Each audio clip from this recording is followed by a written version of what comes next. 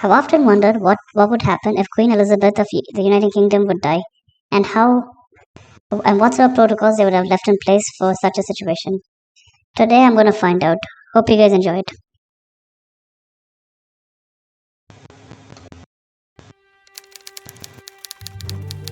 Operation London Bridge.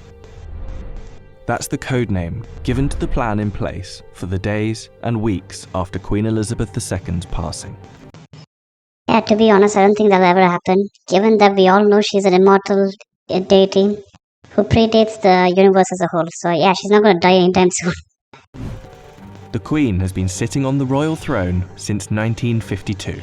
Fake news, she's been there since God created the earth. That's the longest reign of any monarch in British history.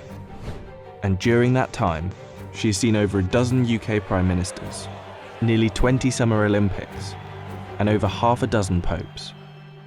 The Queen is the cornerstone to the Commonwealth, the patron to almost 600 organisations and charities, and plays a pivotal role in the UK's alliance with many countries. Okay, jokes aside regarding her age, it's quite impressive that she's 90-something and yet she still drives. Yeah, I still can't get my head around that. So her passing will bring about a lot of change. Not just for the United Kingdom, but potentially the world. Okay, a common misconception that people have is that Queen Elizabeth II is just the Queen of the United Kingdom. No, that's not exactly true. She's the Queen of the Commonwealth of Nations, which includes Canada, Australia, and New Zealand, among others. So her passing won't only affect British geopolitics, rather affect the geopolitics of most of the Anglosphere.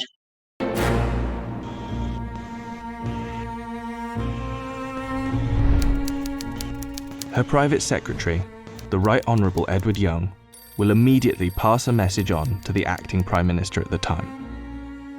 That message will likely read, "London Bridge is down." I know this is pretty sad, but I can't imagine Boris Johnson getting this call.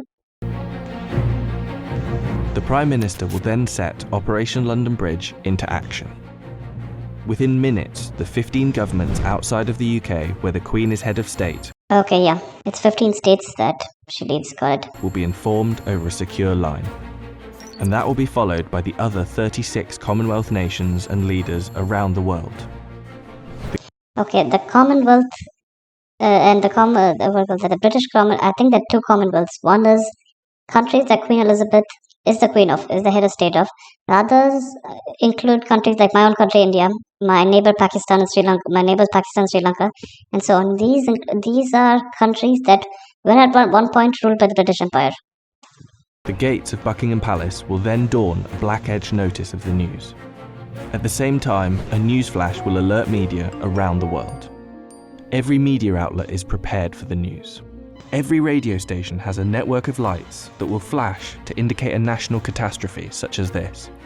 All BBC shows will stop and proceed to run a feed dedicated to the news.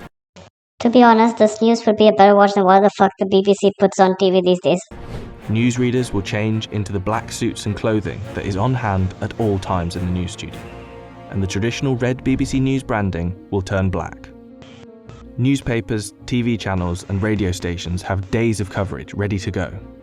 On the same day as her death, the Queen's eldest son, Charles, will immediately become king. And it's reported that the stock exchange, businesses and shops across the UK will likely close for the day out of respect. I actually expected longer, but I see. The day after the Queen's death, on a live stream, Charles will make his first official speech as king. And the government will swear its allegiance to the sound of a 41-gun salute in Hyde Park, London. Okay, I'm actually curious on what's the importance of the number 41 over here. Yeah, I have to look into that.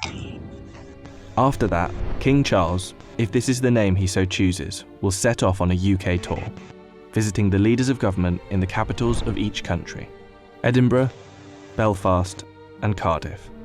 Okay, for those non-British people out there, the United Kingdom is actually split into, I guess, 4 parts, if I'm correct. It's Northern Ireland, England, Scotland, and Wales. And each one of them is called a country per se, even though from, let's say, an American standard or an Indian standard, each one operates like a state instead of a country. So, yeah, it gets kind of confusing if you're not from those parts. Before returning to London.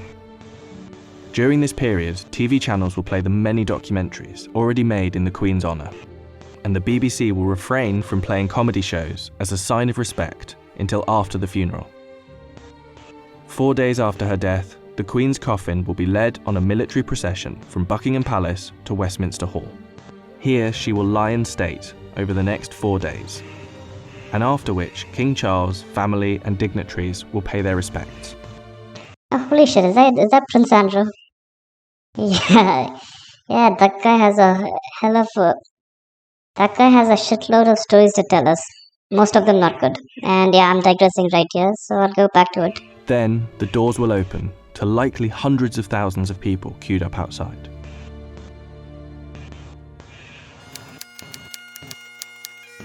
The funeral is estimated to take place 10 to 12 days after the Queen's passing. But one thing is certain. The day of the funeral will be an official bank holiday for the whole of the United Kingdom. The stock exchange will close for a second time in under 2 weeks, and many businesses will follow suit. At 11 a.m. sharp, the bells of Big Ben will chime, the country will fall silent, and the coffin will be brought inside Westminster Abbey, where 2,000 specially invited guests will bow their heads in prayer. After the service, I wonder who those special guests might be. Are they world leaders or, let's say, distant family members of the Queen? Yeah, I don't know.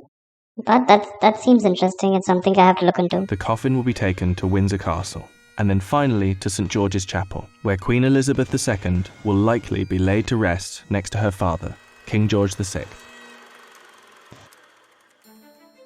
Likely within a year after the funeral, an official coronation for King Charles will take place on yet another bank holiday.